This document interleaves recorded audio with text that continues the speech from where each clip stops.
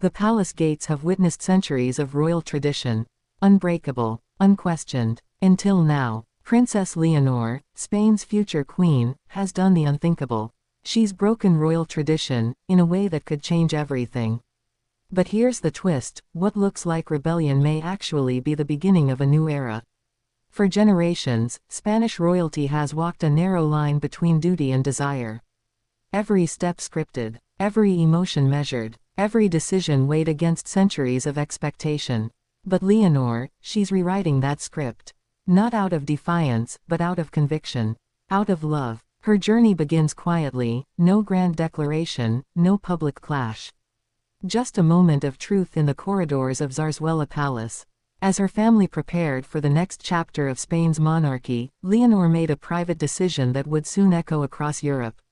She refused to follow the age-old royal rule of arranged influence, the silent expectation that the heir must marry within approved circles. Leonor's heart, it seems, had other plans. Rumors had been swirling for months. Whispers of a bond she formed during her military training. Not with a noble, not with a foreign prince, but with someone entirely unexpected, a fellow cadet, respected for his courage and humility, not his title. The Spanish press caught hints of their closeness, but the palace kept silent. Until now, when word spread that Leonor had chosen to step away from centuries of royal matchmaking, Spain froze.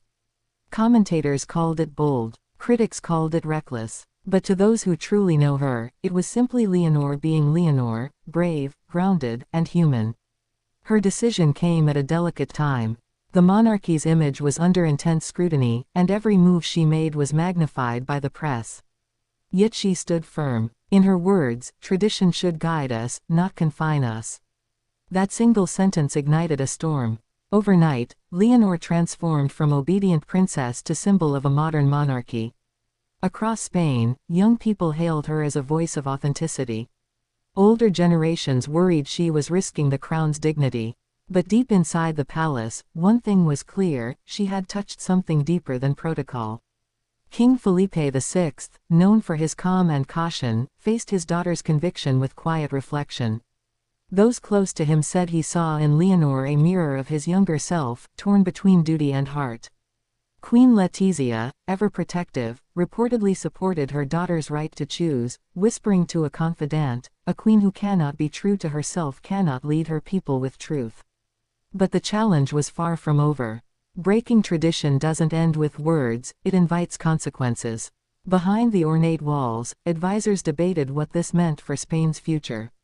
Would the public accept a queen who walked her own path? Or would history repeat its harsh judgment on royal women who dared to choose differently? And yet, Leonor didn't falter. She began taking subtle steps that proved her intentions weren't impulsive. Her public speeches became more personal, weaving modern ideals into royal duty.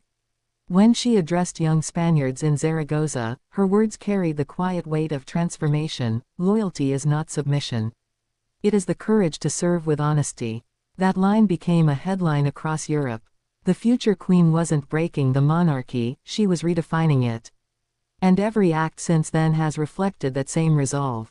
She started reshaping her royal role, meeting with youth councils, advocating education reform, visiting struggling families without press coverage, speaking directly with those who felt left behind by the system. Slowly, the narrative began to shift. What once looked like rebellion now appeared as rebirth.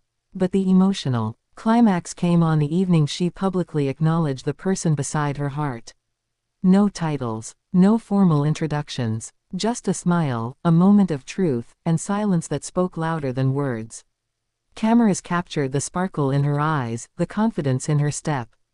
For the first time, Spain saw not just a princess, but a woman ready to lead on her own terms. The impact rippled far beyond Spain. Across Europe, royal watchers called her the monarch of the new generation. In Denmark, in the UK, even in the Netherlands, young royals began subtly echoing her tone, speaking more openly about authenticity, responsibility, and identity. And yet, with every change comes resistance. Behind palace curtains, a few traditionalists still whisper that she's risking too much. That the crown must remain untouched by emotion.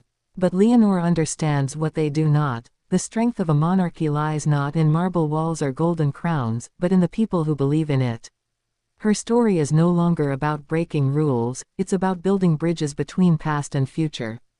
Between heritage and heart. Between what was expected, and what is right. Every tradition begins with one act of courage. Centuries ago, Spain's monarchs united a divided kingdom. Now, perhaps it will be Leonor who unites an era divided between old and new. She's not turning her back on tradition. She's turning it forward, into something living, breathing, and human. And as her wedding approaches, whispers of tension and anticipation fill the air. Will the royal family fully embrace this new vision? Or will history repeat its patterns of resistance? One thing is certain, Leonor's heart has already made the choice. A choice that could either transform the monarchy, or test it like never before. The nation watches. The world listens. And history waits for the moment when Spain's future queen steps into the light, not as the heir who followed tradition, but as the woman who redefined it. Because sometimes, the most powerful legacy is not the one you inherit, but the one you create. Princess Leonor has broken tradition. But in doing so, she may have just saved the crown.